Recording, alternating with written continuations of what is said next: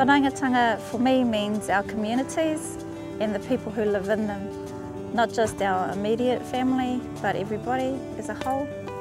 Family, baby, the tikanga of family, the power of family. Like every family has a breakdown, every family has a disagreement, but nothing can beat family at the end of the day. Blood is thicker than water.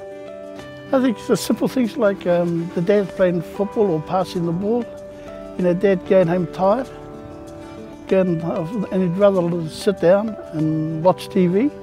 But then the tamariki going along and saying, yeah, can you come outside with me for 5 minutes? And I've seen our tāne, get really tired and get really hoha, but they stand up with enthusiasm, and I think, yeah, that's exactly it. When we can do things when we're really tired for our tamariki, then we're on track.